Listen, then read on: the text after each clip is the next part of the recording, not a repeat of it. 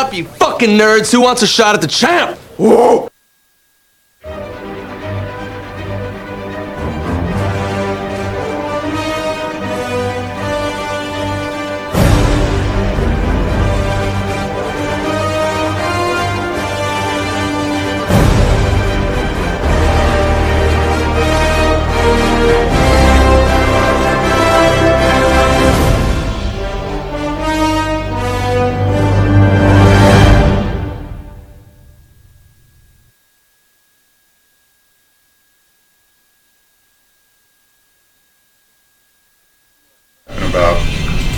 What am I all crapping about? Yeah.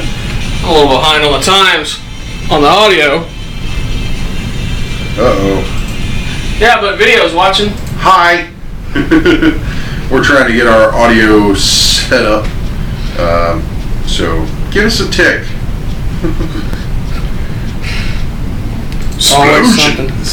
It's always something.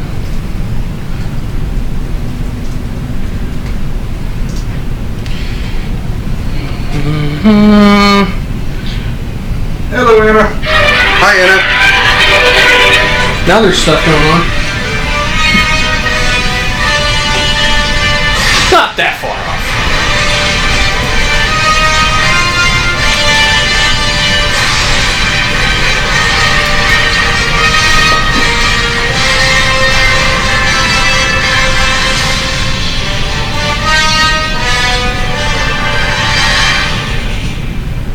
Welcome back to the Nerdery. I'm JD. I'm Jimmy. I'm Steven. And in case you can't tell, it's just the three of us Yep. this week. Just the three of us. And our comics. And our anime. And what do we got going on in the background here? We will have Man of Steel playing in the background. Because, of course, your boy JD went and saw Batman vs. Superman. He's the only one. And, you know, it's funny, when the Marvel movies come out, I'm generally like a couple weeks late. And, yeah, but, you know. DC, yeah, I'm there. Well, if you haven't noticed the shirt he's wearing, he's a big Or Superman. the hat. Yeah. Or the ring. Is the microphone the way it's shot? No. Okay, cool. Just making sure. It looks like it is. It looks like it is, but I don't know. It's not. Oh, that's amazing.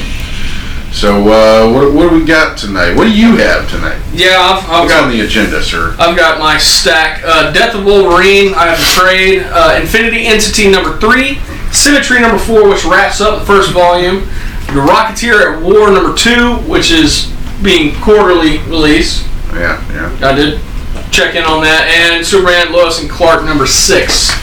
Well, I've got Dark Knight 3, The Master Race, Hellcat number 1, and Red Wolf number 4. Hopefully, if I can kind of skim through it, and I'll give a review of Cloverfield Lane if you guys don't mind. Nice. Okay. Not at all. Cool. All right, and I have 3 animes this time. I have Your Lie in April, Morbito, and Gangsta. I saw Your Lie in April on Netflix. That's actually that's the one I was telling you about earlier. Okay. All right. Oh, I almost forgot. And I do have an anime as well. One that was loaned to me a while back, and it was Master of Muskutan. Master of Muskutan. It's an older anime, but a buddy of mine let me borrow the OAVs, and it's pretty funny. I like it. The way Lewis said, Red Lantern Rage. Yeah, just wait. I'm gonna start puking acidic blood. Just any second. As soon as I find that fucking ring. Well, Gross. yes, very. I'll try not to get it on the table. I guess I'll kick it off. Death of Wolverine trade. I do have all the individual issues, but since I've gotten them, I have refused to read them. Do not want to depreciate value of those. So I picked up the trade. Extremely anticlimactic. Yes, you did it. There's a lot of build up to issue 4 of the actual Death of Wolverine, and you know, tension gets real high, and So let me guess. What you're equating it to here is like making out with that really hot chick back in high school in her house while her parents are asleep, and then Dad comes in to check on her, and then all of a sudden show's over, right? Never had that experience. Neither have I, but Always got that, oh shit. Parents loved me.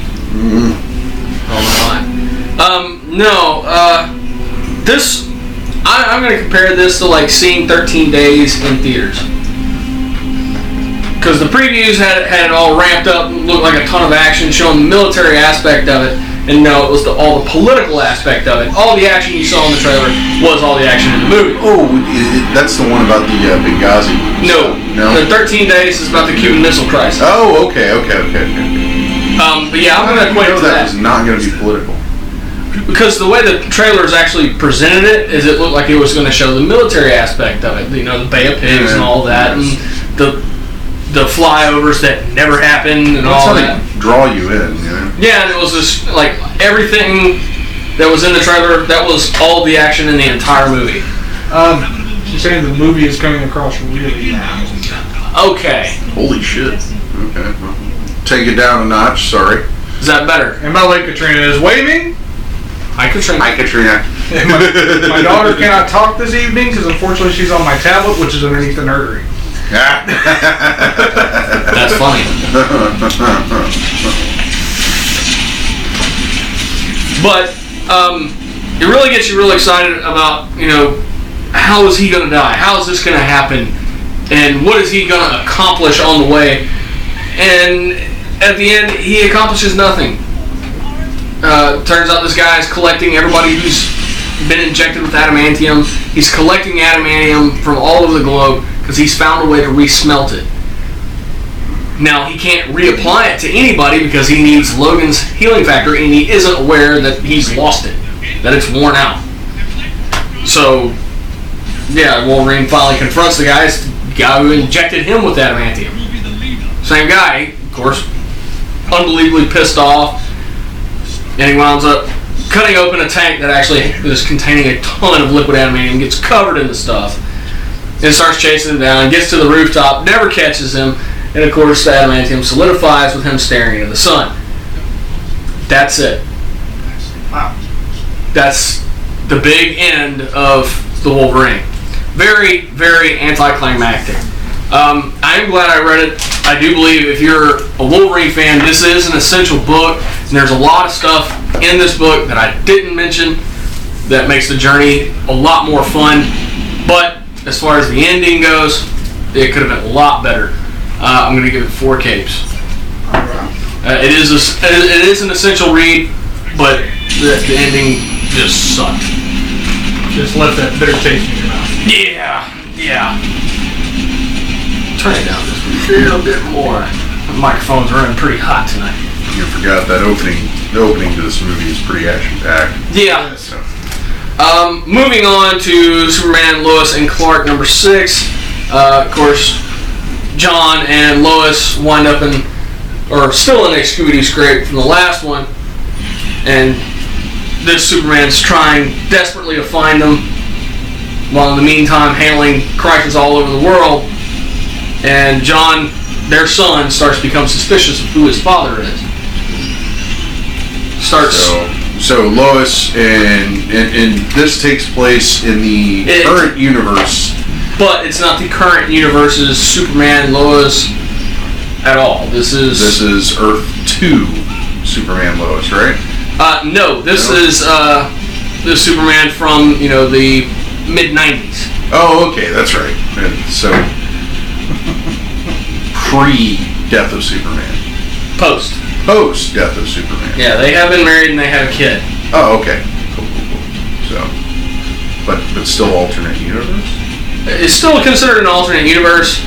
Because they didn't really have a kid in the... Well, no, they got rebooted before that happened. Oh, okay. They started with a new universe. Alright.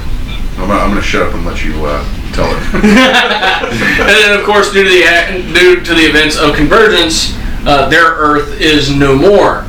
So they reside in the DCU universe, which is the current Earth 1. At some point in time, all these universes have been Earth 1. Yeah. All except for Earth 3. That's the only one that hasn't. That would be the the same universe as the Crime Syndicate. Okay. But it's still a good story. I'm still going to keep reading it. I don't believe I'll be reviewing any more of these for y'all. But I still thoroughly enjoy this story. There's 2 Superman in the same universe. There's 2 Lois Lanes. It's wild. It's out there. And especially with John now becoming very, very suspicious about his family, why they don't have any extended family, why it's just them 3. And you see John display an enormous amount of strength in this issue. So something's up, and he knows it. So it is. If you're a Superman fan, once again, this is an essential. I'm going to give it 4 capes. I still love it. It's just it is kind of trailing on for a review standpoint, stuff to keep y'all riveted. So yeah, that'll be the last one to review. Moving on to IDW's The Rocketeer at War number 2. This is, of course, Jimmy knows I'm a Rocketeer fan. And I did find the first issue for you.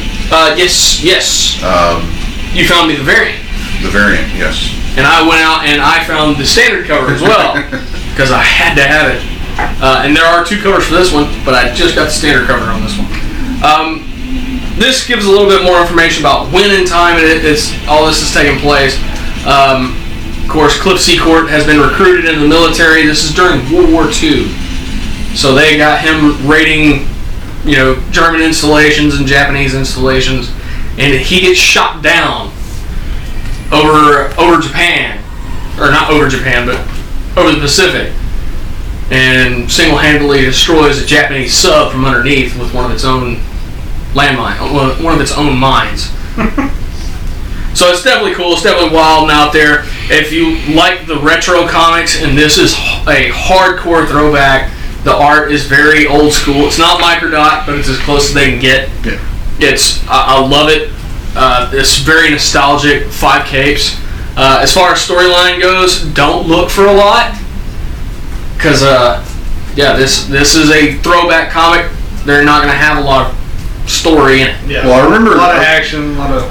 I remember the first issue seemed like it had it had this feeling of several vignettes just kind of tied together, like these little stories. Yes. Yes. This one really solidifies the timeline, and basically what it is you have your comic book is the first half, and the second half is a written story that they're chaining along.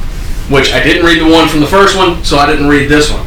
But I'll go back and I'll definitely read that. Okay. But just the comic book alone, 5 capes, very retro. I love it. I might review the third one when it comes out. I might not, because for you guys, you might not like it. It is very retro. I love the retro stuff. It's good to go back and see stuff from before that reminds you of superpowers and real twisty plot lines and all that. No, it's very simple, very straightforward.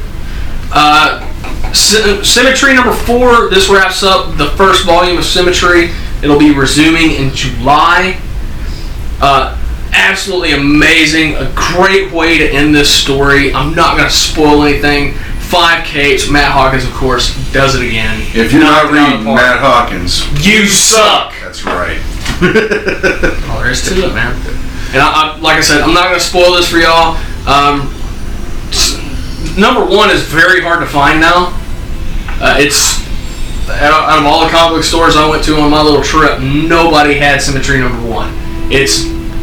So you're gonna have to wait for the trade. It should be out next month. And I do know Matt Hawkins really pushes hard selling the trades, because that determines whether or not a title will get continued. Yeah. Not so much the individual sales, but the trades. And that's something I think that even though it's delayed, Think Tank will be back. Yes, Think Tank is coming back. The 4th installment to its volumes. Yes. And I think that's solely dedicated to the sale of trades. Yes. The box sets. The box set, man. As far as I know, they're sold out. God. So I'm really glad I got one. The next volume will actually be in color. For those of you who have read Think Tank, of course, it's in black and white, which really fit the storyline. Yeah.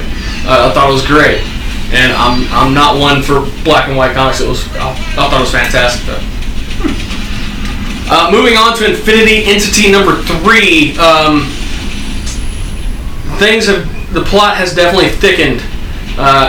This is an alternate universe Captain Warlock, or Adam Warlock. Adam Warlock. Yeah. Captain Warlock. Yeah. In this issue, we find out that his reality was not destroyed. He consults Infinity and Eternity to give him clarity, and they do. And he realizes, no, his reality was not destroyed. It is him. He is the embodiment of his reality, including his reality's version of the Watcher, Infinity, Eternity, all these beings that he's standing in front of. And he tells them that. They tell him, look, two realities can't happen on the same plane of existence.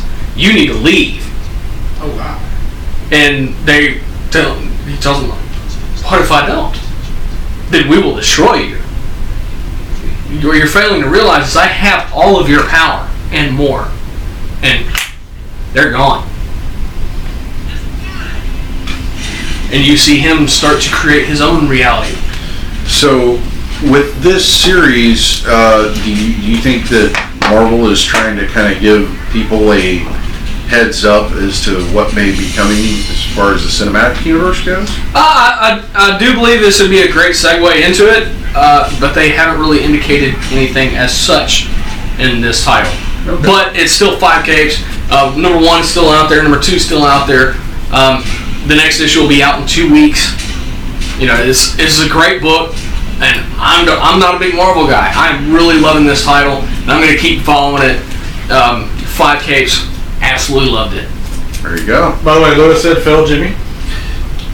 I don't know what you were Phil Jimmy this time for. Captain Warlock. Oh. Yeah. That happens. Don't worry, you still haven't outshined me, Lewis.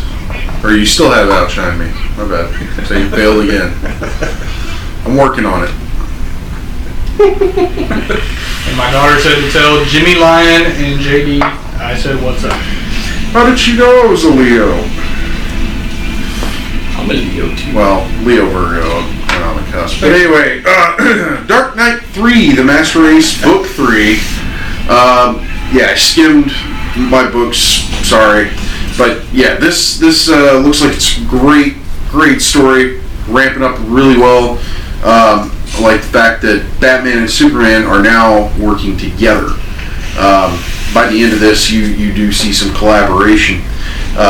And I think it's very interesting that you have these extremists from Kandor that pretty much brought forth the title of the book, The Master Race, and they've decided that they are above humanity, and humanity needs to kneel before them. As most Kandorians believe. Right.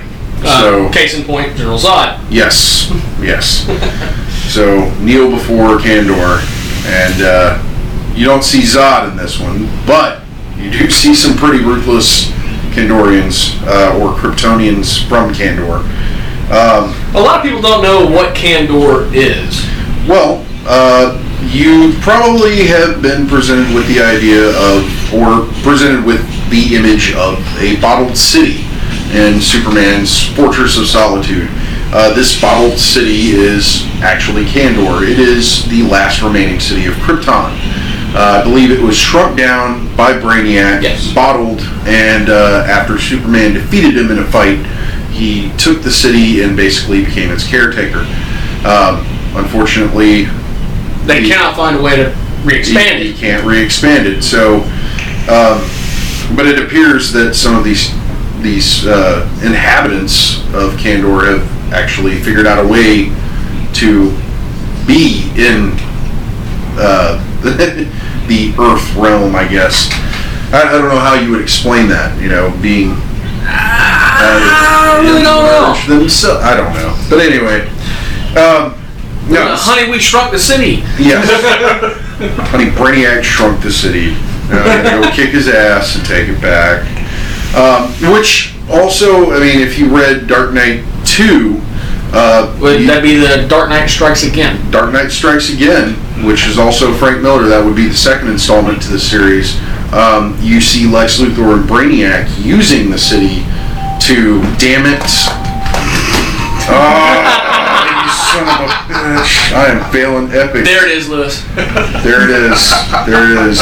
And you know what? I'm going to solve this problem right now. I'm sorry. Sorry, y'all. So anyway. I'm going to quote Jackie Chan. Why you waste our film? It's not film. We on the set, we filming. You have phone call? He's not film.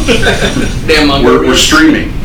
But anyway, if you read the second installment to the Dark Knight trilogy, you see that Lex Luthor and Brainiac have used the city of Kandor to And it says, babe, your game's calling you.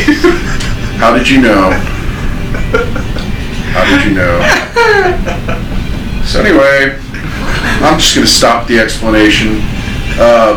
Yeah, City of Kandor, last city of Krypton, shrunk down by Brainiac. Yeah. Really bad people. Really bad people. Lewis says I win.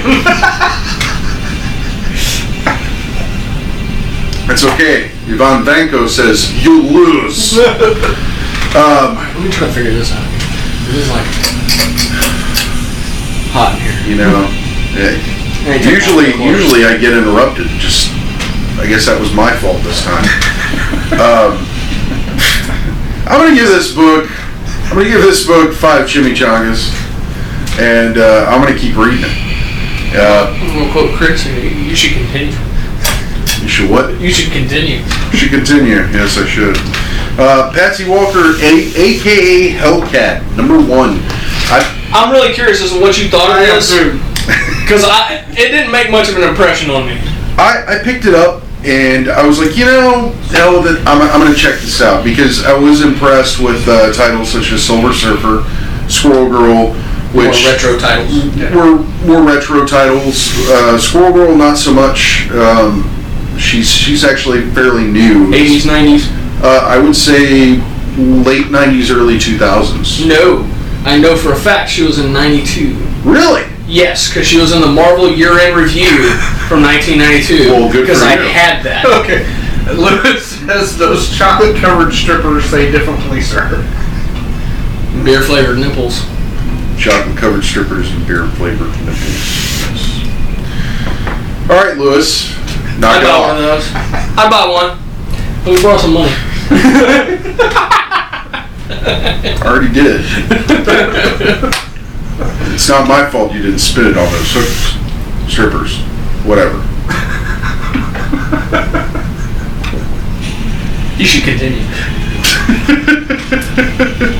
You should go fuck yourself. Lewis, play hide and go fuck yourself. I hear it's fun. Patsy Walker, aka Hellcat, #1. I thought this was an interesting book, definitely for the female audience.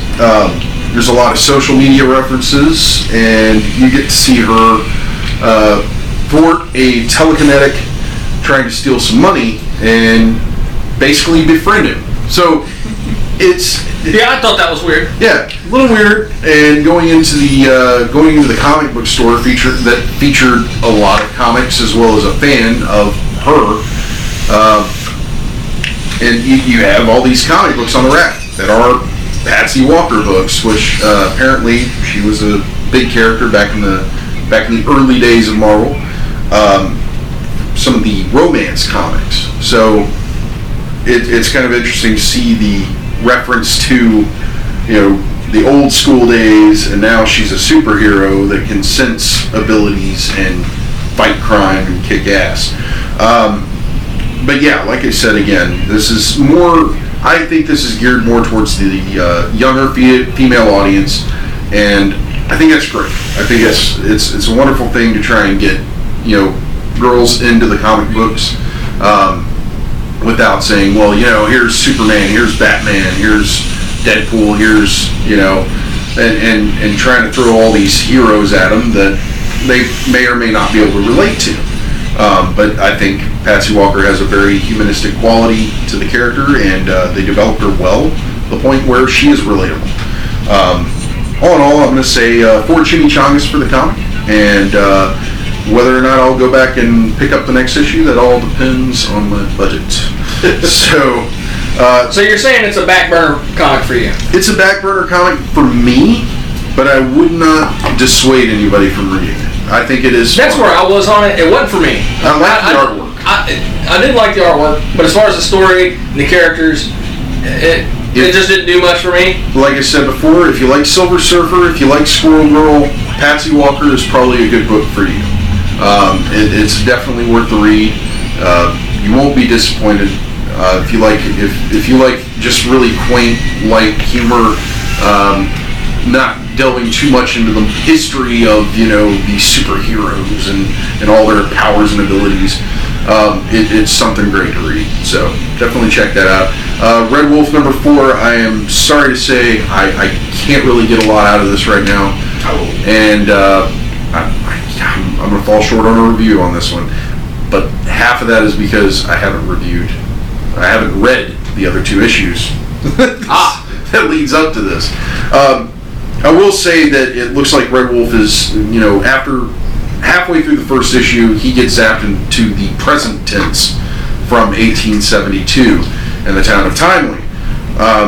So you have certain things in this book that I did skim over, and you see him reference, to the police, the sheriff's SUV that he's getting into, or the deputy's SUV, as a carriage.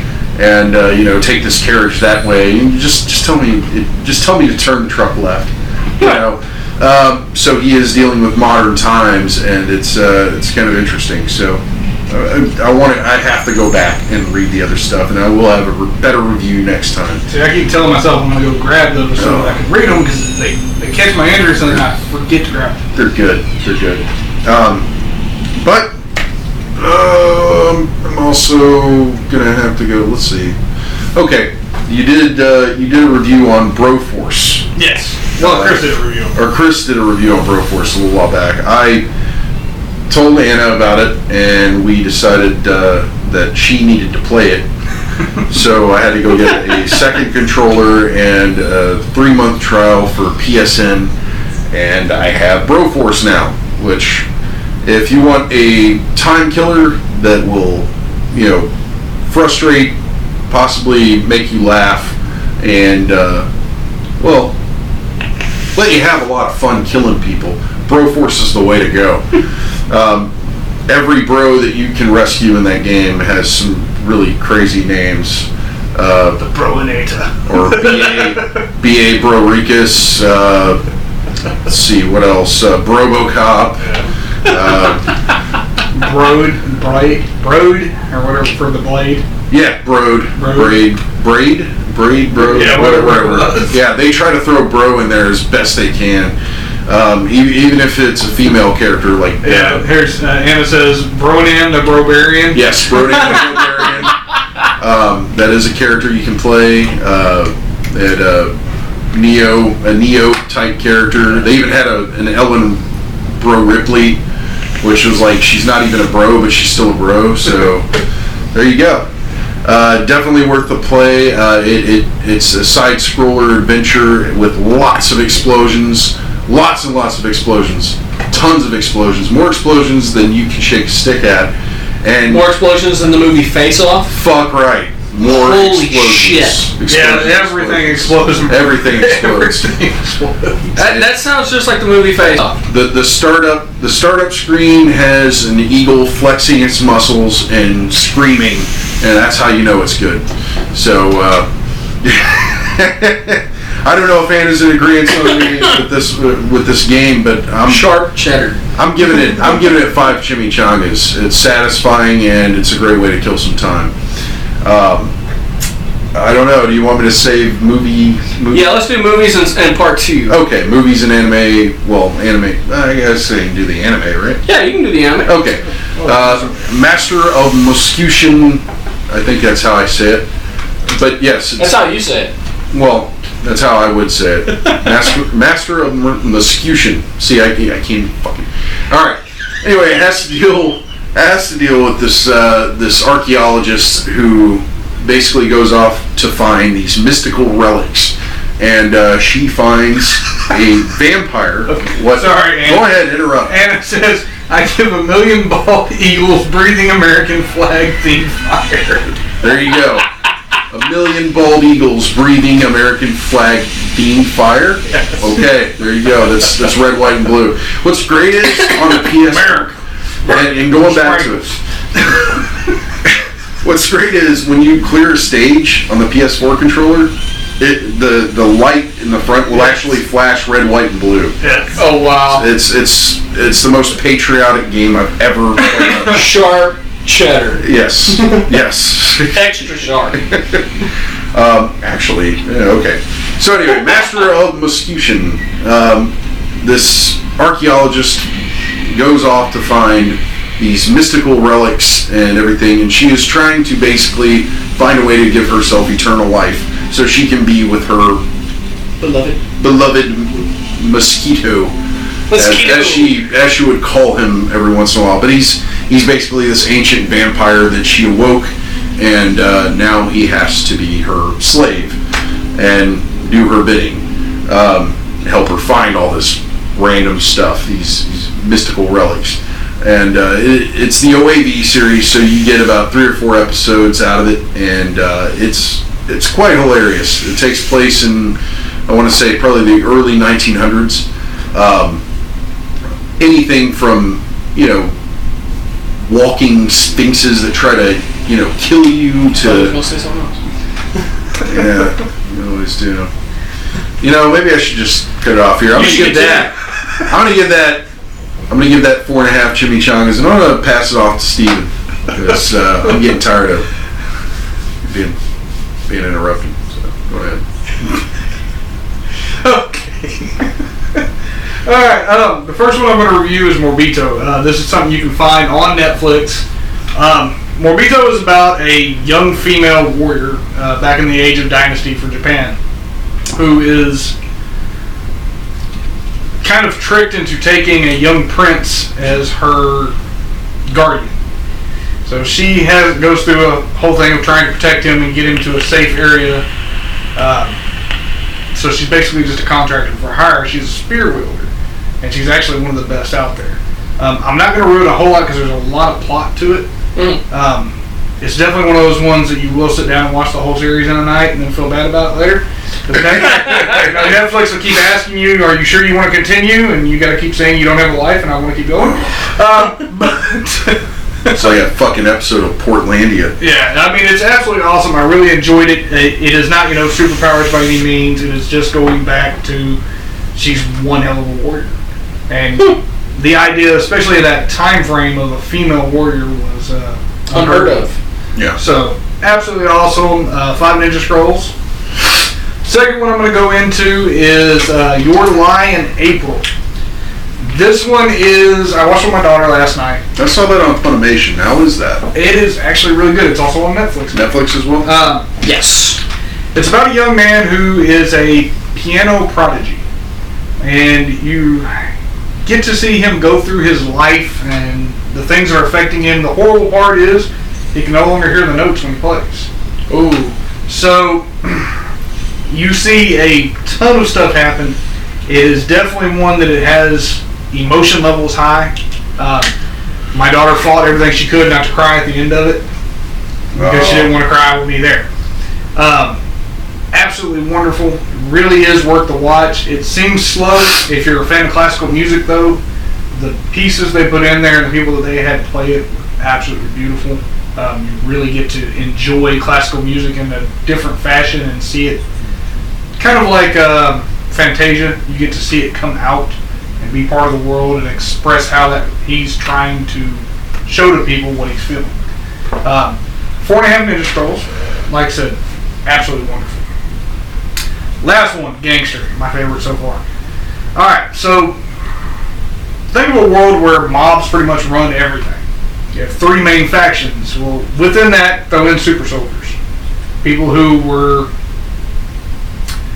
Their parents took a special drug to allow them some innate abilities. Well, now it's caused these people called tags to come out. They don't get to live very long. They have to stay on this exceedingly expensive drug, so therefore they end up working for the mobs as killers, protectors, so on and so forth. This is definitely not kid-friendly. Absolutely not kid-friendly. Not for fan service, but for Blood, extreme violence. adult situations, all the way down to pimps, prostitutes, drugs, Sex, drugs, and rock and roll, baby. torture. I mean, That's a lot of rock and roll. it is really well done, though. If I could give it more, I would give it more than 5 Ninja Scrolls, and I'm not even complete with the series yet. Where can you find this? This is going to be on Funimation, Crunchyroll, not on Netflix yet. I might have to check that out. But it's absolutely awesome. It is an English-based one for those of y'all who don't like subtitles. You can go either direction. But it is definitely a vicious watch. Very nice. Very nice. We got some obligations to take care of. Huge thank you to Toxic City Comics. Put this over here so I can get their address and phone number here. 15033 Delaney Road in Lamarck, Texas. That's in the old Greenspoint Plaza. Phone number 409-229-1295. Website ToxicCityComics.com. Great customer service, excellent selection, and pristine organization. I love that place. Second largest sign in the whole freaking strip center. There you go. Captain Jack's Elixirs, 322 East Texas Avenue in Baytown. You can call them at 281-837-3543, or you can find them online at CaptainJacksElixirs.com. Yes. Now, as far as our listeners go, we won't be taking a break, but you won't be able to hear us for a little bit. Unless you're on the YouTube. Yes, and then you get to see all the zany crap we do during our so-called break. So if you wanna switch from Spreaker and watch us on YouTube while we do whatever we're gonna do, kind of get a behind the scenes thing, which really isn't behind the scenes. You just get to see Why would I do us. that? Yeah, I mean, why wouldn't you want get to see us? Well, I mean, I can think of 3 good reasons. Yeah, I can Us. too, but, Exactly. So if you're already watching us and We're sorry. you're not sorry. if you're already, Sorry, we're not better looking. I was just gonna say, if you're already watching us and you're not blind yet, just keep watching. Yeah, we haven't broken We're it working on yet. it. We're working on it. But for those of you listening, we'll be back in a flash with more of this trash.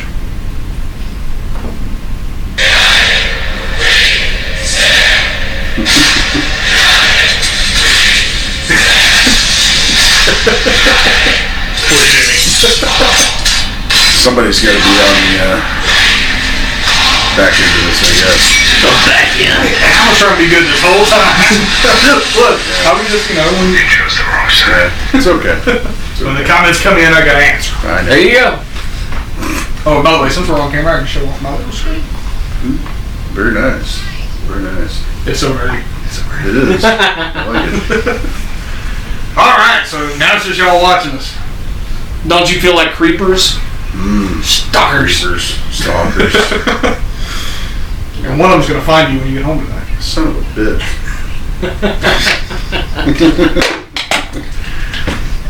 Now I should probably be in bed. Just gotta work in the morning. That is true, Lewis. You usually are. Now, does that make you feel better?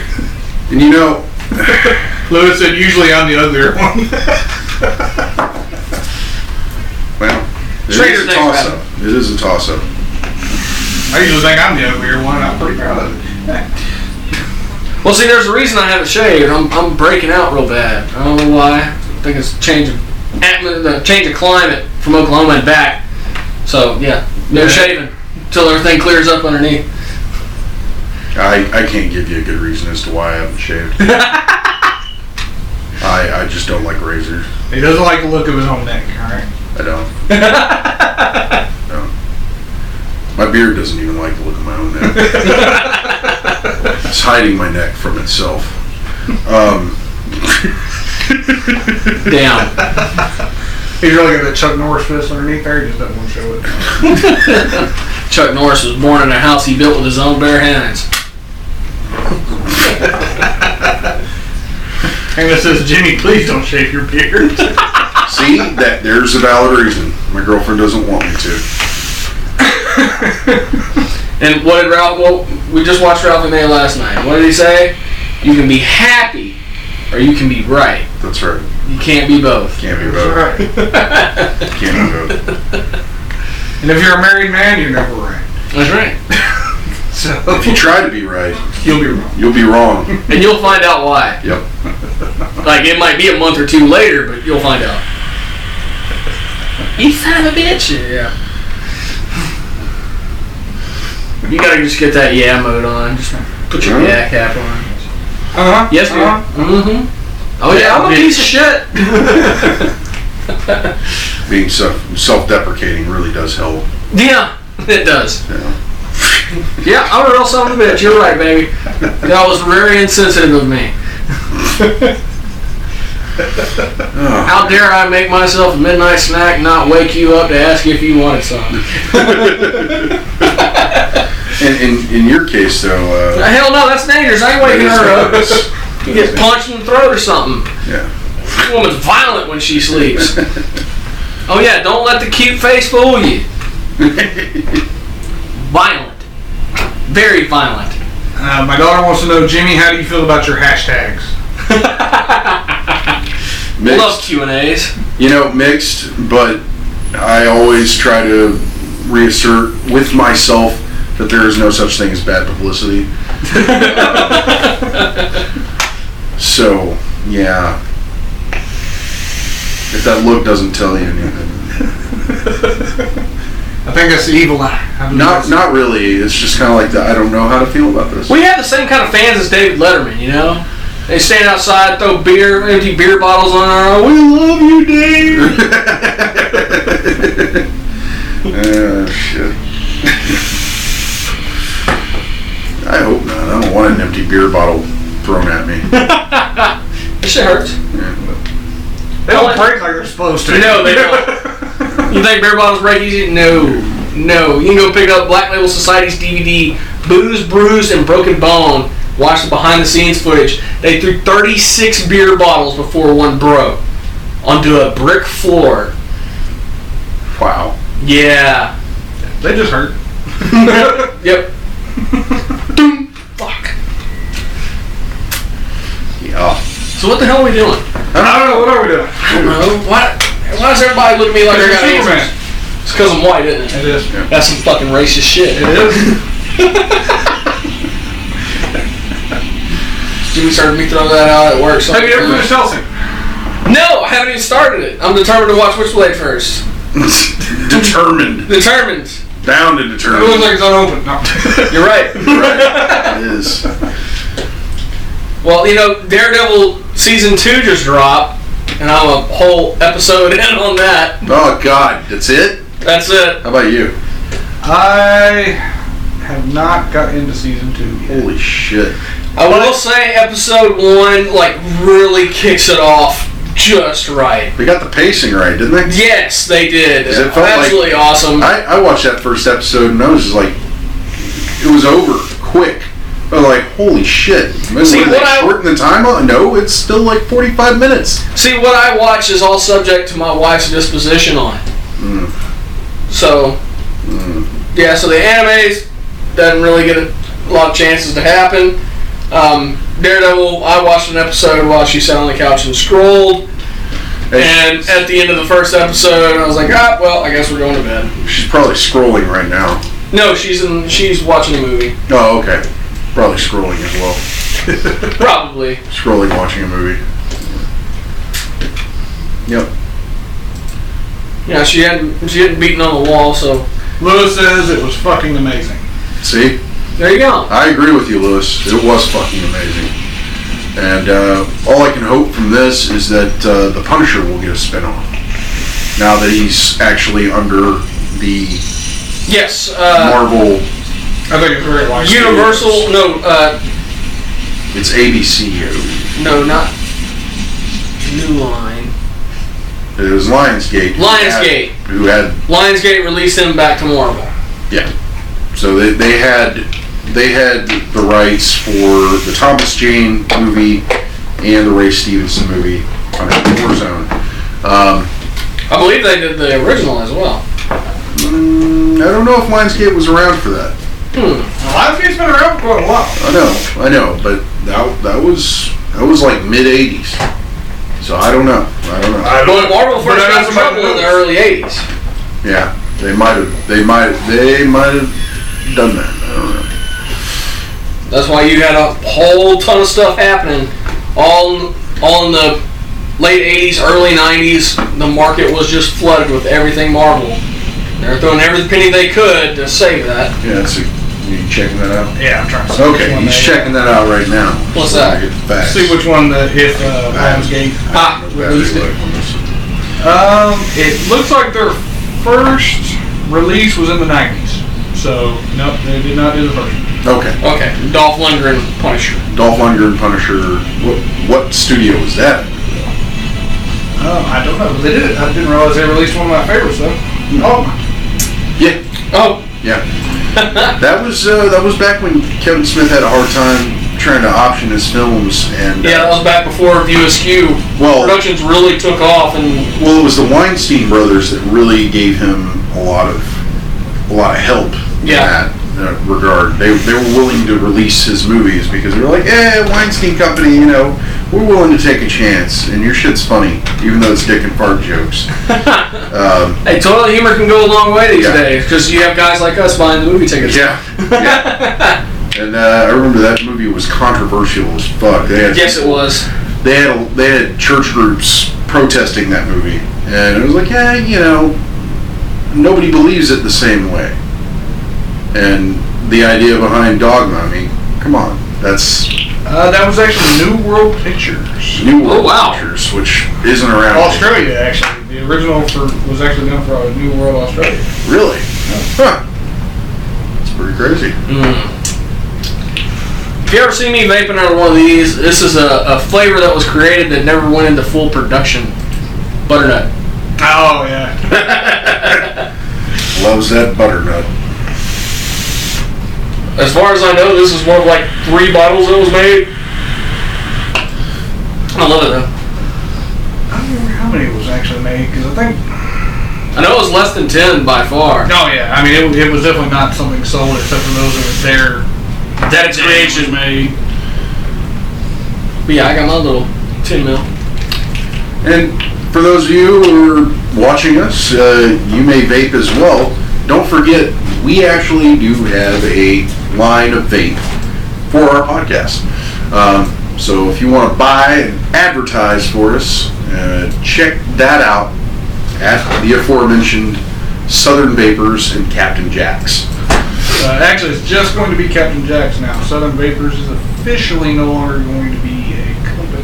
Really? Are you Really? going straight to Captain Jack's? Straight to Captain Jack's. Okay. Well, that's cool. Is that cool? That's cool. That's cool. Okay, that's cool. There you go. Of course, I gotta rock the Team Amber koozie. And Keith has not popped on tonight. I'm actually surprised. What? Oh, man. Oh. He's busy. I mean, it's Easter. It is Easter. It is. So, happy Easter, everybody. You don't bother looking for eggs? They're already gone. Dog ate the bunny. Dog ate the bunny? Mm-hmm. Oh, God. The chocolate bunny. No. I used to have a yearly tradition that every year for Easter I would change my profile picture, and it was a hunting dog, a black lab, with rabbit ears sticking out of its mouth. And it was a little demotivational. Easter, don't bother looking for eggs. Because I don't know if you've ever eaten rabbit, but it's fucking delicious. It is. Never eaten rabbit. You're missing out.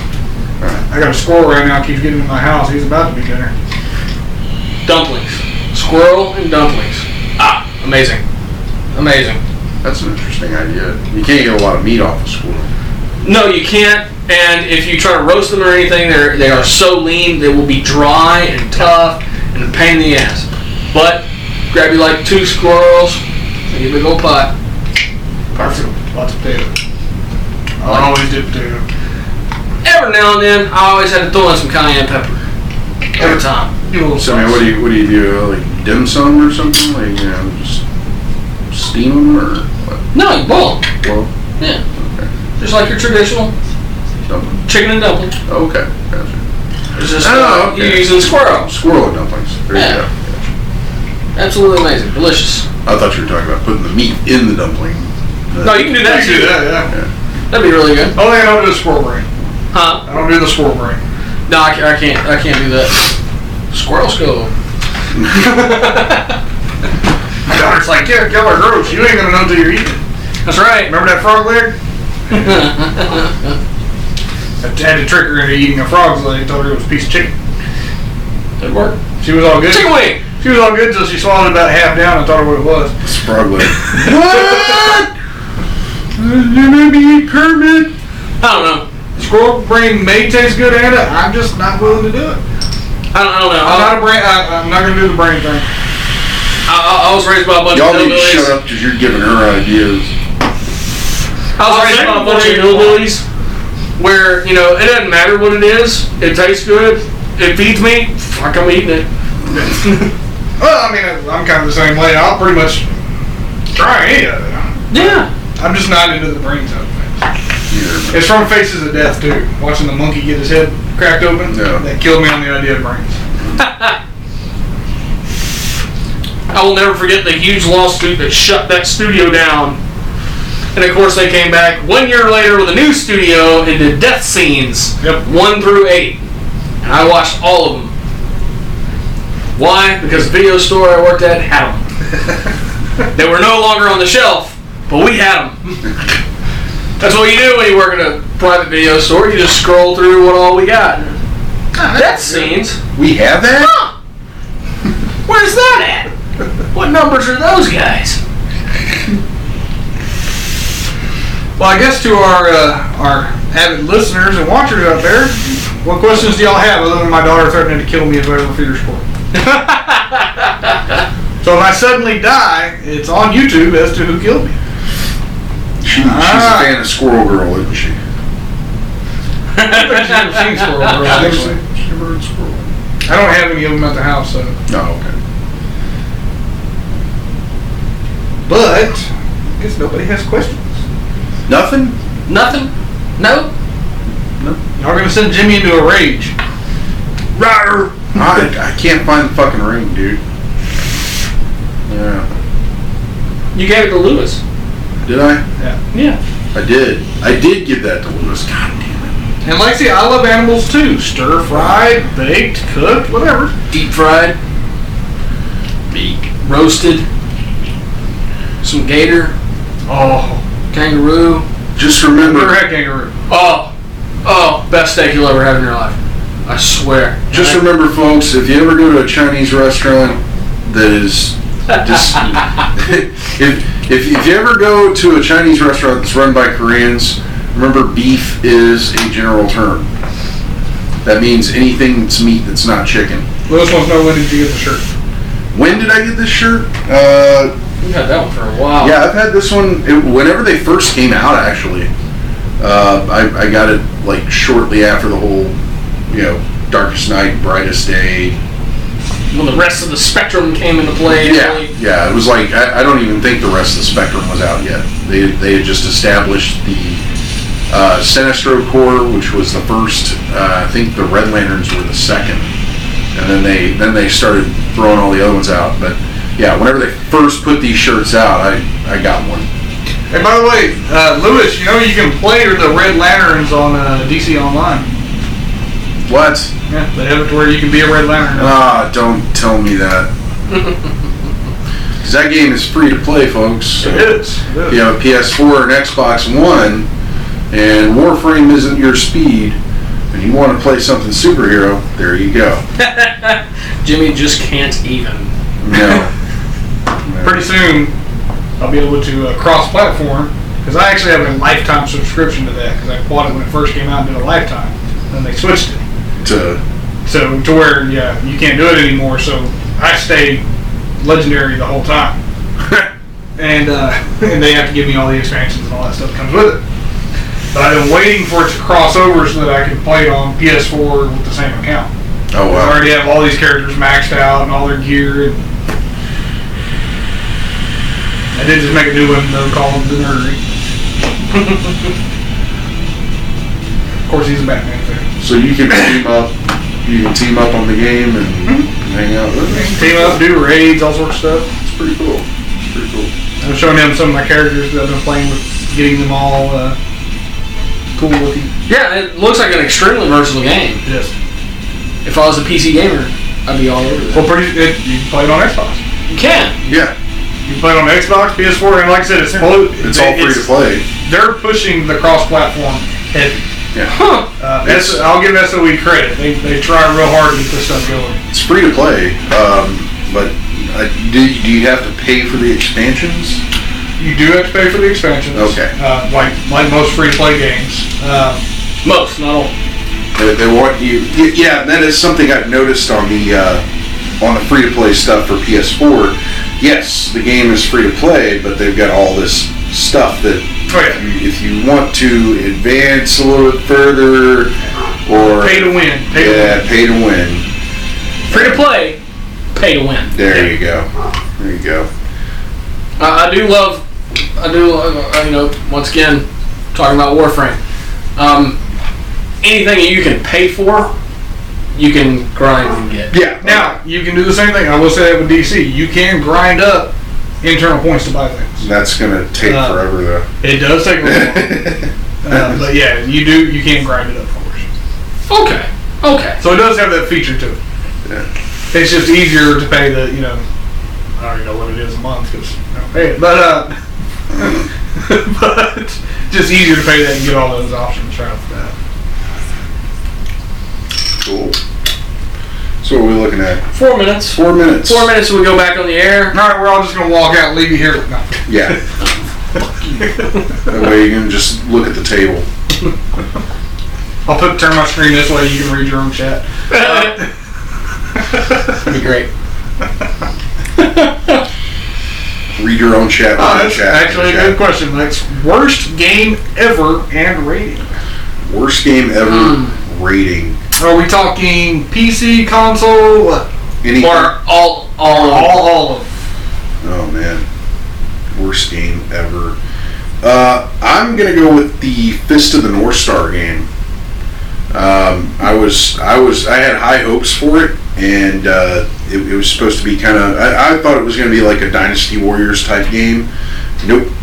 I played like maybe one level of it, and I took it back. And I was like, I don't really want this. I'd rather just watch the anime. Because the anime is good. Yeah, especially the movie if you can find it. Yes. The movies, the very first movie, great stuff. Great stuff. Super ultra violent, and it's one thing to see a guy kick some other guy's asses or a group of guys' asses, but to see a guy, just walk up to somebody and fucking like pound, just do 7 points of death. yes, just do, and then the guy's like, "What the hell was that?" Whoa! And their head explodes. That's something awesome. mine's a toss-up between two. Mortal Kombat 4. It's a great way to fuck up a great Oh, franchise. speaking of Mortal Kombat, XL is out, Yes. which has everything. It's got all the expansions. Or I can get a season pass right now and get everything. Yeah, well, you already have the game. Yes. But for those of you who don't have the game and were waiting, now they have it. My other one would be Armored Core 5. Once again, something that broke me from a franchise I've been following since the start. Hate to say that. I actually agree on that one. That one's Especially if you play anything right before it. 4 Answer, Lone Wolf, The Last Raven, any of those, and you go play 5, you're going to be terribly disappointed. I'm trying to think of my worst game because I've played a bunch that were pretty bad.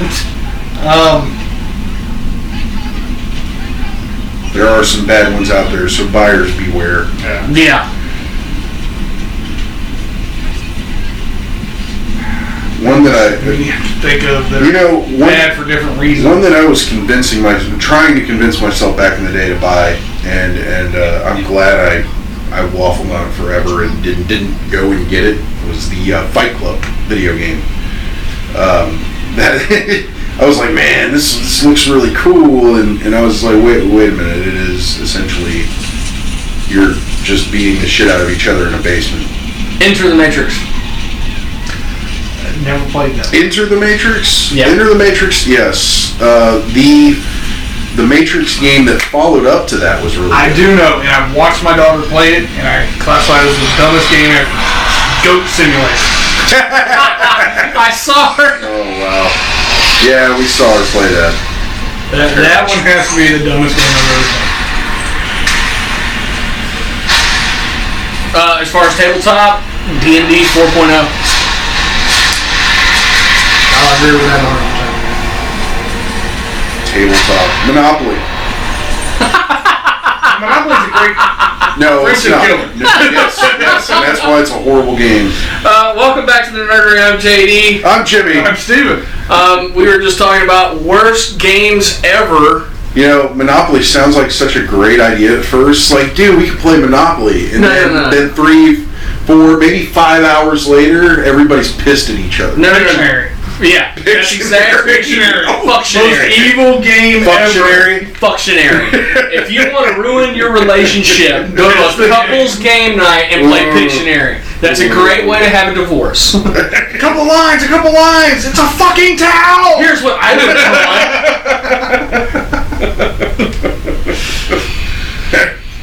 Where the fuck did you get that? Yeah, really awful shit. Oh, well, Jenny, you went and saw... I went to see Cloverfield Lane with my girlfriend Anna, who was on the chat feed, maybe. I think she dropped off. She dropped off. She went to went bed. Well, anyway, I went to go see it with my girlfriend, and she was amped to see this movie because she wanted to see a sequel to Cloverfield.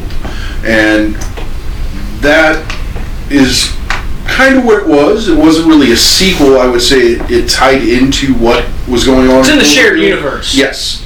It's in the shared story. And she explained it to me because I never actually watched the first movie. I only heard because I wasn't, that was... Oh, no, she is still here. She is still here. Okay. She explained it to me as, okay, well, the Cloverfield monster in the first movie was actually an alien. You don't know this unless you actually pick up the DVD and watch all the extras and pay really close attention to the beginning of the movie. So I was unaware of this. I always thought it was like some mutated, sea creature or something. Apparently I was wrong. Like an overgrown sea monkey. Oh my god, it's Godzilla! Yeah, that's what I was always explained it as. Oh yeah, it was found footage film with, this overgrown sea creature that was, just terrorizing New York. And apparently that wasn't the case, because this movie Cloverfield Lane had some things that kind of surprised me. And most of the movie you were only dealing with 3 characters. For I'd say 95% of the film. And they're stuck in a doomsday bunker. Basically, they are not going outside because the man who built the doomsday bunker, who is played by John Goodman, explains that everybody outside is dead. If you go outside, you're going to die too. And, he has a guy in there with him that basically knew about the bunker because he helped build it. And he fights his way in. And John Goodman had rescued the female lead from a car crash and basically saved her in the bunker because he knew it was coming. And a lot of it you have to deal with, you're having to deal with their relationship and how it's developing, and the skeletons in the closet that these people have, and how things end up. But by I guess John Goodman's a psycho? I don't really want to give anything away, but all I can say is the performances were great. I mean, these actors did a top-notch job. John Goodman, of course, yes, amazing, stole the show. But all of them did a great job, and then you're hit with the reality of the situation towards the end of the movie. I don't really want to go into it too much, but I will say that it looks like it's open for more, and kind of hoping for it. So they left it open for a sequel. Well, not really a sequel, but well, I guess it would be a sequel, a third installment to the franchise. But yeah, and it is rooted in the Cloverfield movie universe. So that is kind of a sequel to the first one, even though there isn't any true involvement to the found footage bit. It is kind of a, you're watching these three people, and they got away from that. I guess I didn't watch the first movie, and I explained it to my girlfriend that, hey, back then a lot of people got turned off by Blair Witch, and found footage films weren't big for me. And you're one of those people. I didn't go see Blair Witch, but I heard so many people were pissed that they... That was a waste of money. Yeah, well, so many people were like, oh my god, that was a scary movie, and then a week later they find out that it was just bullshit. It was a movie. It wasn't real, and they were like, whoa, now we're pissed because we got duped. And I don't know. I didn't have an interest in that kind of stuff. But this movie was good. I would say it's worth the watch. If you can't get in to see Batman vs. Superman, I would say this is a great second to go see. I'll give it 4.5 chimichangas. And I do hope they make another one, because I was very pleased with it. It's funny you mentioned the Blair Witch Project. That's actually in the Guinness Book of World Records for the highest cost to profit ratio movie.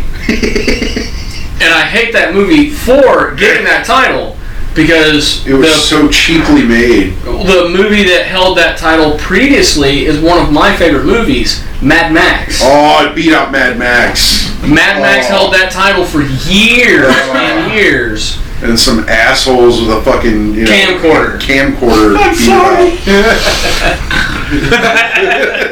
That's not.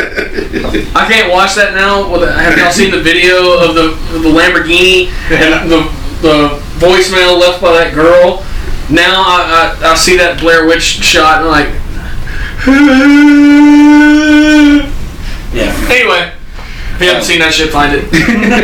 Another one that I wanted to talk about that I saw on Netflix, and you may pass this up from time to time. It may have been recommended to you on your queue, but Kung Fury. This is the most amazingly mind-numbing, insane 30 minutes I have ever seen, and I hope to see more. I was telling Anna about this, and I was like, baby, you gotta watch this. She thought I was talking about Kung Pao initially, and she's like, man, that movie was a waste. And some people will disagree with me on this, and I know who you are. You might be one of them. Did you like Kung Pao? Fuck no. Okay, good. Then I'm in good company. But for those of you who are watching, and I know at least one person that may be watching this that will probably disagree with me, Kung Pao Enter the Fist sucked balls, and I hope to God they never make a sequel. I fell asleep. They are making a sequel. Oh, fuck! I'll tell you how bad it was. I actually got the movie free from Hollywood Video on my birthday. And went back in and asked them for a refund. Yeah. And they were like, you got... That's not a joke. I really did. And the guy's like, you got it free. I'm like, I want... Can I get something else? I don't care. Give me another piece of trash. Apparently Lewis really liked Kung Pao Enter the Fist. Of course you would, Lewis. Of course you would. You would. Hashtag fail Lewis. Fail Lewis. There you go. No, Kung Fury, fucking amazing. And it's just insanely imaginative. The first, 5 minutes of this short film made me believe that these guys, whoever made this, and there's some...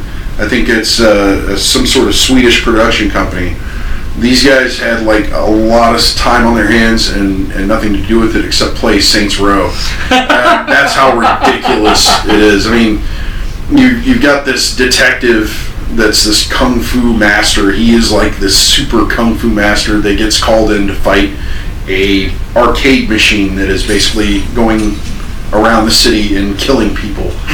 It's shooting laser beams from its wrists while giving people the finger.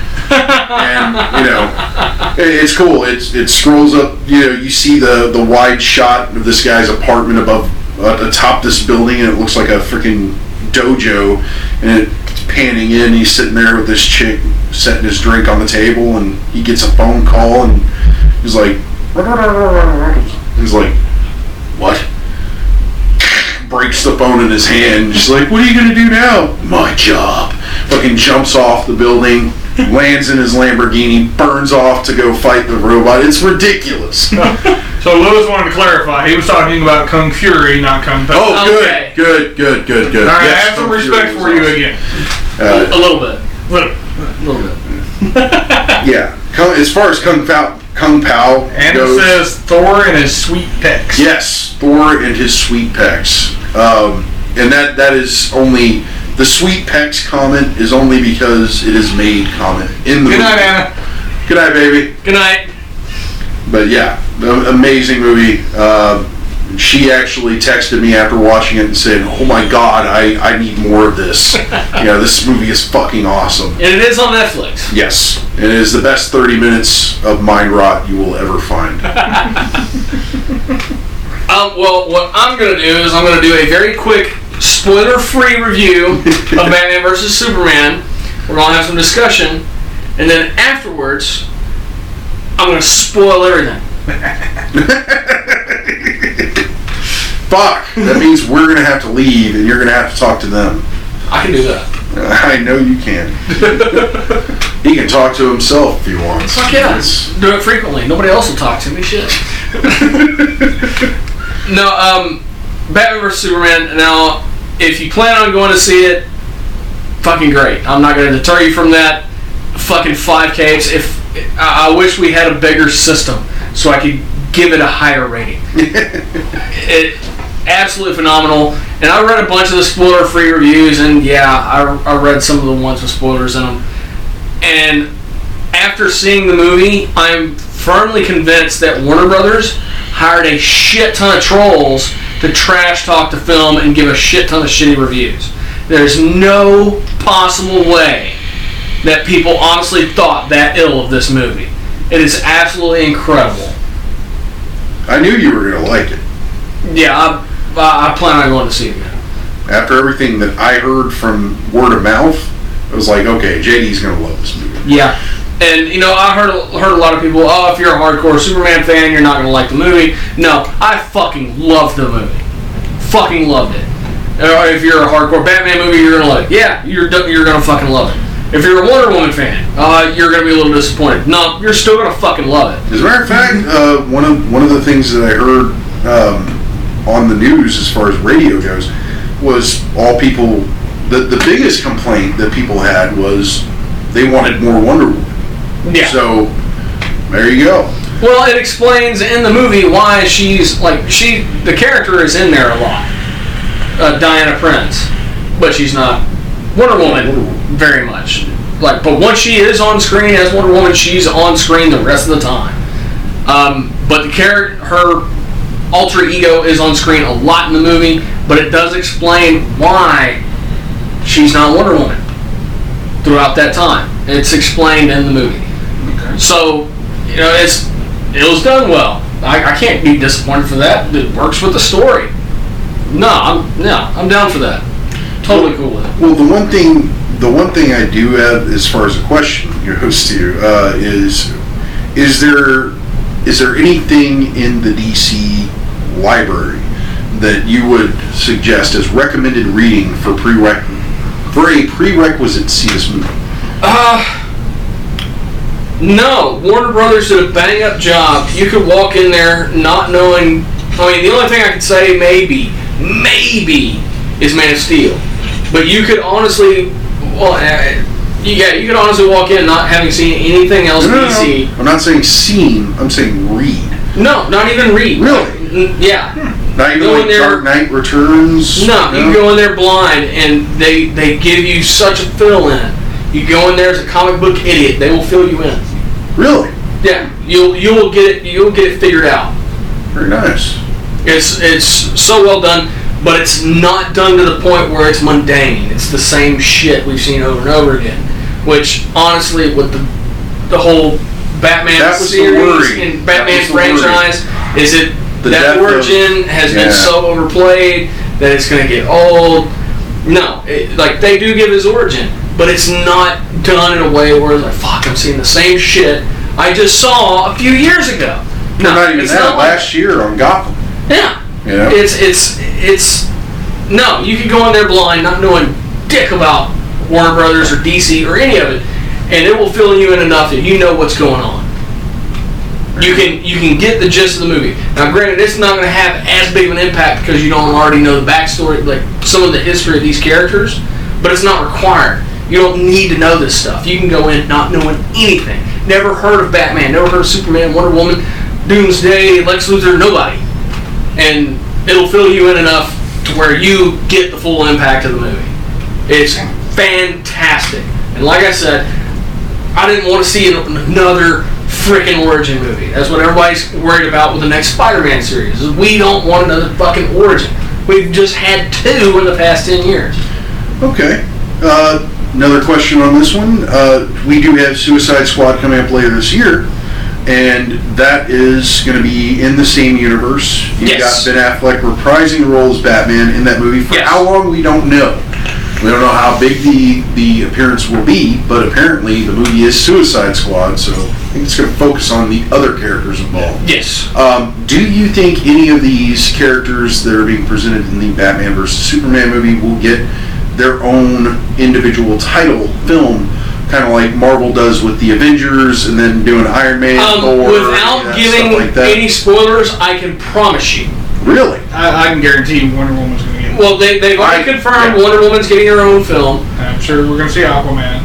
Yes, and yes, Aquaman is in Batman vs. Superman, just like everyone's been saying for the past year.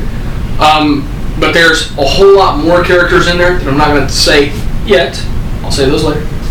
But I can promise you that every character that is mentioned in BVS, minus maybe Lex Luthor, is going to get their own standalone. That's the other thing. You say Lex Luthor. What did you think of his performance? Well, hang on 1 second, because we have a question from we the do audience. have a question. Okay. All right. And this next from Lewis. Fight with Doomsday in 1 word. Oh. 1 word. There's not a single word that can describe it. There's not. Epic. The first word that came to my mind was epic, but that's not encompassing enough. Breathtaking. Lewis, you've been a fan of Suits for a long time. You will cry. I cry. Wow. And there's a bunch of reviews out there that are saying don't go if you're expecting a deeply emotional movie or something with a deep plot. No, they're fucking lying. There's a lot of plot. There's a lot of emotion going on in that movie. A lot of stuff.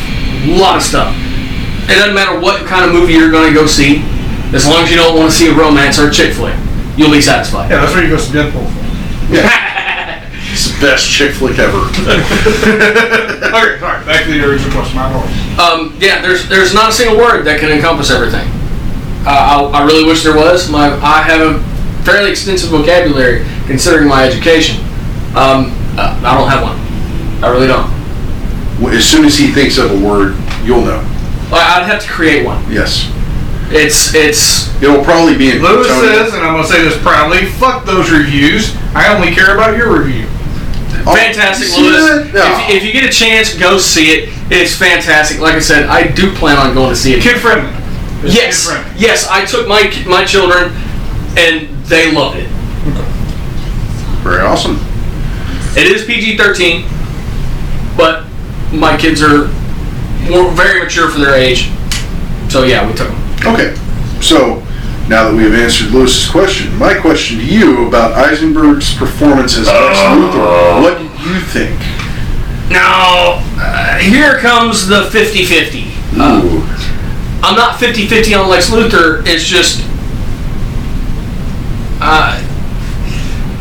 this Lex Luthor is not going to be like any Lex you've ever seen. He's very, very different. In the past, we've always seen Lex Luthor be an extreme mental rival and at times a physical rival to Superman. That's not necessarily true. Infinite Crisis. Lex Luthor from Earth 2. Well, he was an ally. He was an ally. Kind of. Yeah, kind of. Until you had Superboy Prime and him reveal what was going on. Yeah. But that was a different type of Lex Luthor. And he was much younger. It all depends on where they're taking this Lex Luthor, because he's not in the movie as much as I expected he would be. I honestly expected a lot more screen time for Jesse Eisenberg. He is a bigger name in Hollywood right now. He was running Facebook. He was probably busy with that. He was over, offset scrolling. He was busy flying Turkish Airways. There you go. He was flying to Gotham. Yeah. Yeah, there's quite a few of those planes in there. Man, they cornered the market on that. They did. Advertising, didn't they? They did. Did you see the Super Bowl commercial? Yes, I did. Oh I saw all three. Those were great. No, but it really does depend on where they take Lex Luthor from here. For this, I buy it. With a hint of reserve, but I buy it. My wife did not like him as Lex Luthor. Really? Yeah, she didn't like him. She would prefer Michael Rosenbaum. Yeah. Well, That's her favorite Lex Luthor of all time. Is this Lex Luthor showing like an early edition Lex Luthor where he's not quite pushing into the darkest sides of things? Oh, definitely not. Okay. No. His true colors shine out pretty quick. Okay. well, I think him standing over the big heap of kryptonite kind of tells you that in the previews. Well, true, but I mean, even in the old, comics, he slowly becomes more and more, So is it that slow beginning, or is it he jumps dead off into it and he's, foot and ass? Very, very quickly, his true colors are seen. Okay.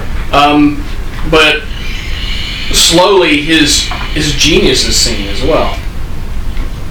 He definitely lives up to the title of being a Luthor. And we do hear a bit of an origin story on the Luthor family. My other question is, do you actually get to see any of his high school band, Sex Luthor? No. And No. No, Jimmy. I don't think so, Jimmy. I thought Robot Chicken was foretelling something. Apparently not. No. But I'm going to push things along, so I'm not pushed into giving spoilers yet. I want to do another fan casting on the JLA. We did one, but that was better than 6 months ago. But okay. There's still some out there that haven't been cast. All right. Who could you see as John Jones, the Martian Manhunter? Now, we have one in the TV universe, but DC's and Warner Brothers is very adamant, they're two different universes. Just because I want to bring him into some sort of comic book cinematic universe, I'm going for Billy Zane again. I know I've thrown him out there for previous casting calls that we've done. I think Billy Zane would be really good. I think he'd make a great Brainiac. Yeah. Honestly, I think with his capacity to play the odd character, John Jones is an odd character, but he's not that far odd as far as his personality goes. What about Vin Diesel? I mean, I know he's the voice of Groot and everything, but honestly, I think he'd make a great John Jones. Yeah. I really think he could pull that off. But if we were going to say about Vin Diesel for a DC role, I gotta say Captain Marvel. Yeah, I'd agree. Shazam. So Vin Diesel versus The Rock? Again. And that would be very fitting. It really would. It would. No, not as Captain Marvel. I can't see that, because I mean, Captain Marvel, you're talking about Billy Batson, who looks up to Superman, and when he becomes Shazam, I don't see Vin Diesel as having the pretty boy looks that Captain Marvel would. Like, Henry Cavill, he is Clark Kent, he is Superman, he does have that, face. He has that stoic face. I guess the the jawline, everything Yeah. like that. You want somebody that has that look Yeah. as Captain Marvel. Someone who's almost trying to emulate Superman. Yeah. So that's why I kind of steer away from that on that. So my choice for Martian Manhunter is William Fichtner. You know, He's got that look to him, and he's a hell of an actor. He is not a He's a stranger. great actor. He's not a stranger to DC films because the Joker made him eat a grenade. That's right.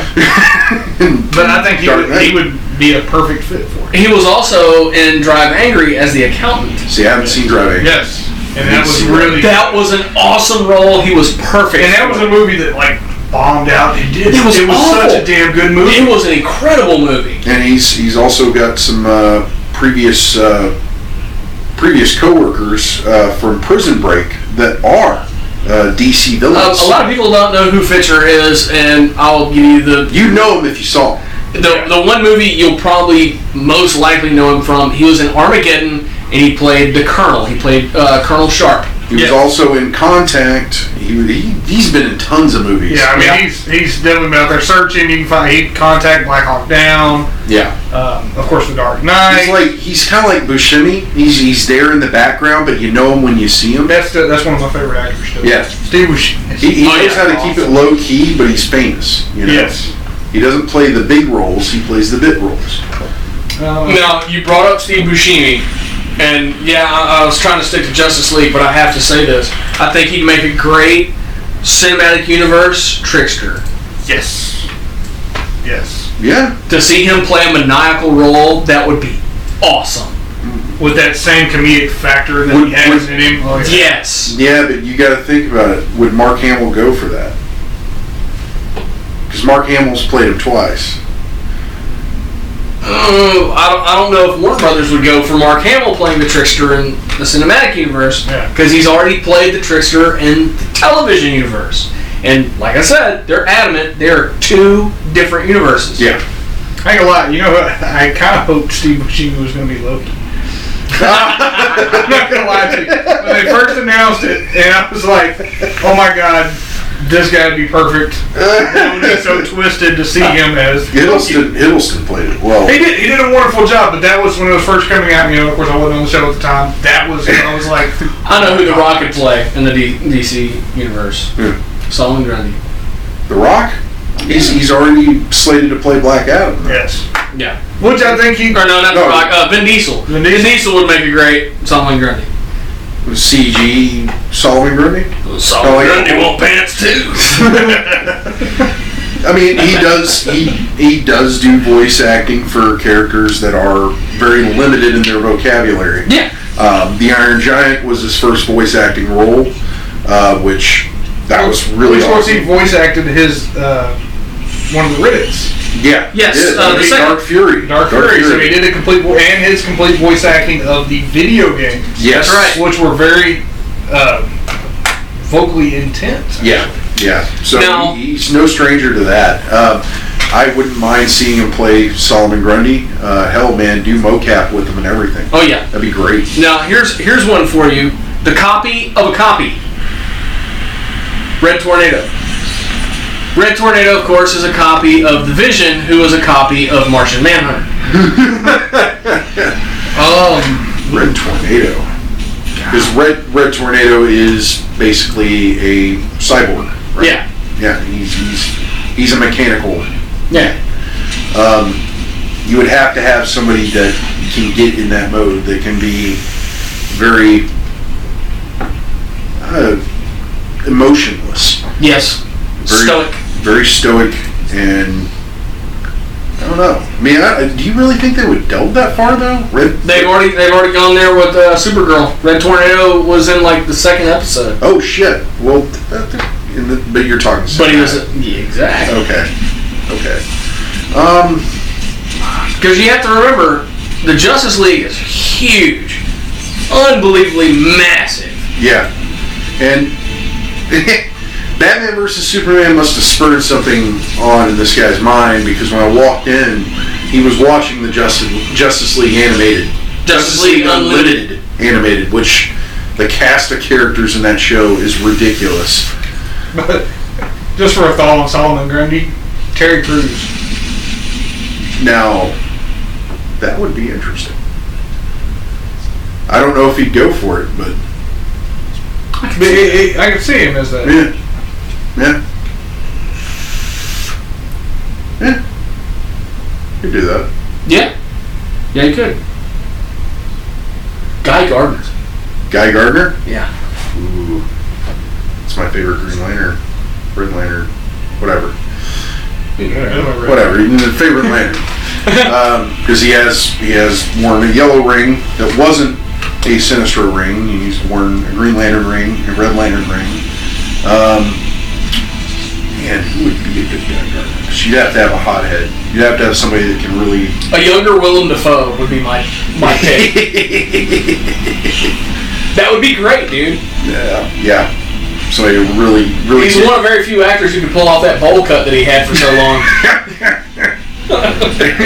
he can get emotional. I mean, yes, he Willem can. Dafoe is a very emotional-driven actor. I mean, yes, he gets into it. It's not a bad choice, but we can't. One line rings to mind. Boondock sings, "Where the fuck are they?" Oh man. This stoic, steady FBI agent flipping out in the front yard. Oh yeah, the brothers. You can play them on Broforce too. And which is really cool. They all have special abilities. Their special ability is to call if you lose one of the brothers, because they technically count as two individual characters. If you lose one of them, you can use a special ability to call them back, or if you have them both, you can use a special ability to call on their dad. So Nice, El Duce. yeah, El Duce. Let's see, Guy. Man, who the fuck could play Guy? Okay. Lewis says Billy Zane for Dr. Fate. That wouldn't be a bad choice either. It depends on which person is wearing the helm. Right. I mean, Dr. Fate is kind of a symbiosis. The helmet of Naboo, it all depends on which person you're talking about wearing the helmet. It's kind of a symbiosis because the helmet itself Is a character. is a person. Well, now we've seen, of course, because we've seen the cracked gem. What about Adam Warlock? Well, Adam Warlock is Marvel. That's Marvel. We're talking DC. Well, I'm just thinking of characters that we haven't seen cast yet. Adam Warlock. Because we know that one's coming. Yeah, he's Hopefully. he's got to be involved in it. Yeah, I mean, for them to do all the rest of the gems, he has to be there. Well, so. the chrysalis was shown in the collector's. Yeah, broken. Yeah. So he got out somewhere in Marvel universe. My favorite, unfortunately, won't qualify. He's disqualified. Guy Pearce would make a great Adam Warlock. He would, except he's already been Used. Yeah. Lewis says Luke Evans. Luke Evans? Oh, and a little side note here. We were talking about other movies. It's a chick flick. It's currently on Netflix, though. And it is written and directed and produced by Chris Evans. What is this chick flick? The name of it is Before You Go. Okay. And my wife wanted to watch it, and I'm like, it's got Captain America in it. Screw it. I'll watch it. Why not? He wrote it. All right. Let's see what he's got. You know what, Lewis? I could see that, actually. Luke Evans? Yeah, Luke Evans is Adam Warlock. I can't see. Oh, I've seen him before. Yes, I can see that. I can see him as Adam Warlock. That would be a fitting choice. He's got this Orlando Bloom kind of. It looks like a cross between Orlando Bloom and who's that other guy from Inception? Looper. Bruce Willis? Not Bruce Willis. The young Bruce Willis. Oh, I know who you're talking about. He was in The Dark Knight Returns. Right. Or not Dark Knight Returns. The Dark Knight Rises. Forgot his name. Third Rock from the Sun. Yes. He's been in a ton of stuff. Joseph Gordon-Levitt. Yes. There you go. Kind of looks like a cross between those two. Yeah, you're Just right. a little bit. Yeah, I can see him playing Adam Warlock, and I'm down for that. I endorse that. Sorry, I know it threw us off subject, but it came to mind, and I'm like, okay, so back to Guy Gardner. Guy Gardner. He doesn't necessarily have to rock the whole cut. I mean, come on. I got one for you. Who? Jackie Earl Haley. I would pay to see that. I would pay 10 times over to see that. Lewis says the actor who was Scarecrow. Oh, fuck.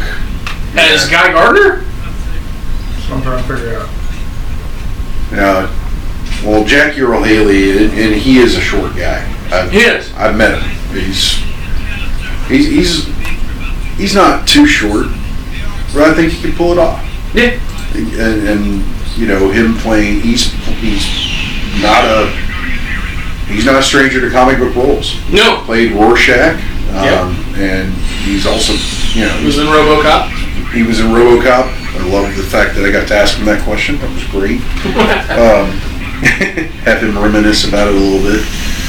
Tell me that he thought that movie was underrated. And It was. I totally agree with him. Yeah, if you haven't seen the RoboCop reboot, go watch it, man. It is so worth it. And don't look for anything from the classic, because the classic was written for the times. I like how both movies were written for the time. I will say this: Carolyn Ferris has an equal amount of screen time in this one as she did in Man of Steel. Oh, really? Yes. Okay. Which, of course, once again, you don't know who she is unless you're paying really, really close attention. Okay, Lewis, what are you trying to say? Because you're talking about Cillian Murphy. Which role are you saying he would be good for? Yeah, he's been in movies for a while, man. Yeah. But once again, I don't think DCMU will reuse him. He's already been in one. Yeah. Yeah. Well, He was the only recurring DC's villain in that whole Dark Knight franchise. I will say this: DC is known for reusing actors. Yeah. Linda Carter will be coming to Supergirl. But usually they use them in a different role, though. Yeah. The original Flash, or the original Barry Allen from the 90s Flash TV Plays- show Yeah, it's the dad. is the dad in the new Flash, which was really cool. Then, of course, Mark Hamill played the Trickster. Played the Both Trickster times. again, Yeah. while simultaneously doing the voice of the Joker and shooting for The Force Awakens. That's a busy dude, man. Yeah. His career is going back. Yeah. It's going back to being busy. Well, I'm gonna take care of our obligations if I find them. They were over here. What are you doing? I don't know. You hid them from yourself. There they are. There's another pair of them anyway. I know I keep more than one. I found them now. There you go. Nice close up of Steven there. Thank you to Toxic City Comics. Great bunch of guys. Best customer service in the world. My wife was able to go in there and make my run for me this week because I wouldn't have a chance, and was able to get everything I needed. No problems. Great bunch of guys. They're 15033 Delaney Road, Lamarck, Texas. 409-229-1295. Their website is toxiccitycomics.com.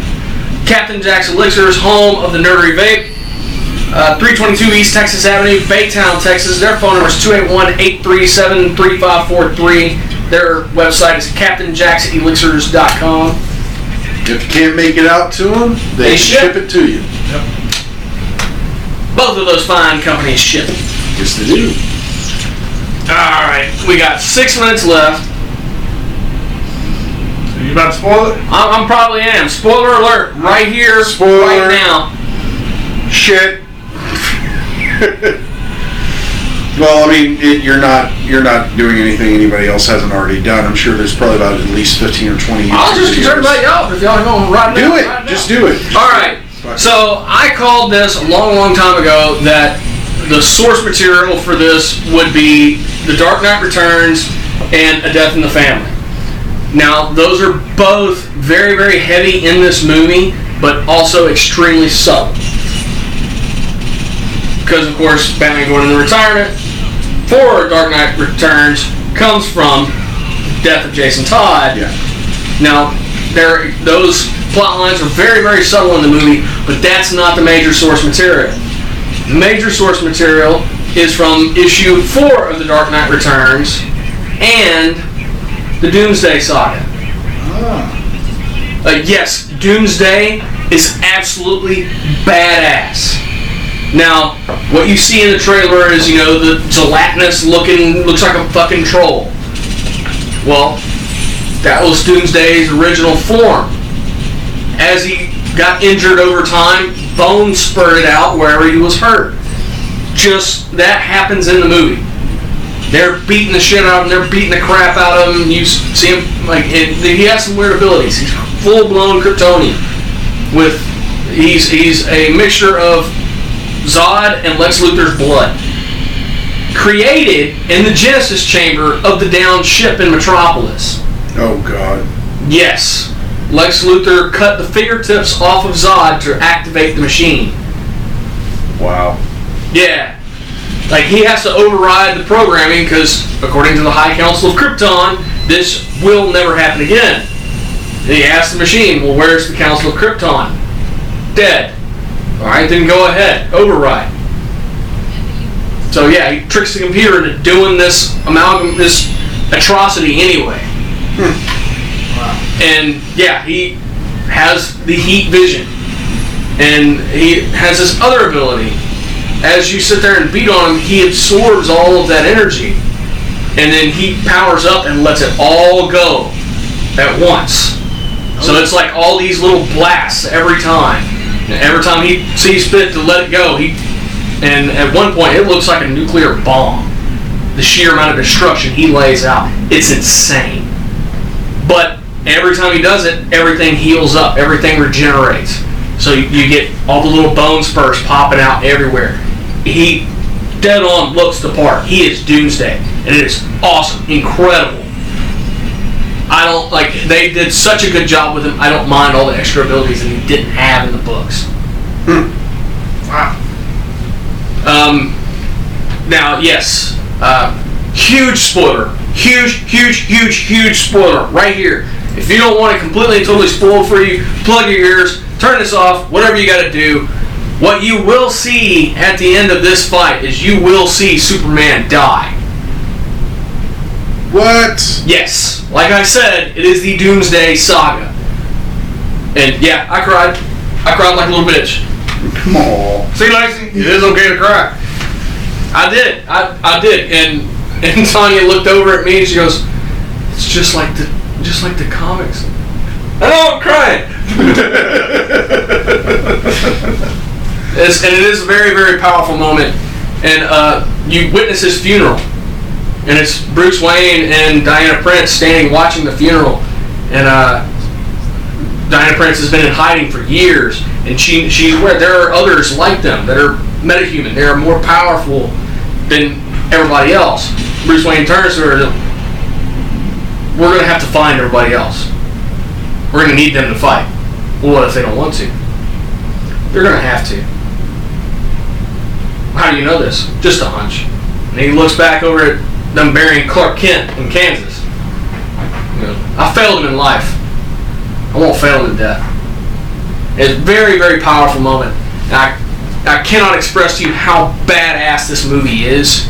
You need to go see it. Even with all the spoilers I just laid out on you, still go see it because there's so much shit that I can't tell you about. There's so much that I can't portray to you. Absolutely incredible movie. I love every second of it. Yes, I'm going to go see it again. With a cape rating off the scale. Yes. I'm really amazed they killed Superman. Wow. Now, the very, very last scene is Lois Lane following the tradition, dropping the first handful of dirt. And you see the dirt start to rise off of the pine box. The question is that Superman still alive? Or are they bringing in the Eradicator? Because the way that movie plays out, it'd be perfect time to bring in the Reign of the Superman. But we're out of time.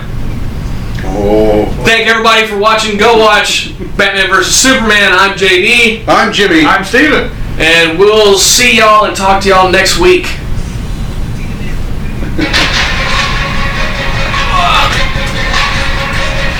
Bye-bye.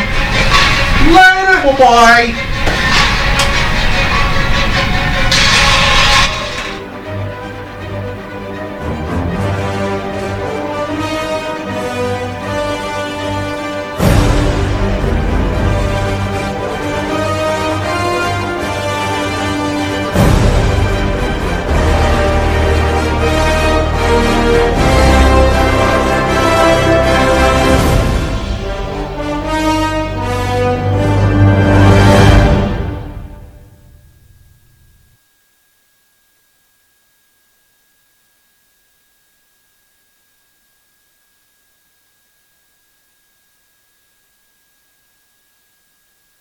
What's up, douche Bigelow? Line up, you fucking nerds. Who wants a shot at the champ? Whoa!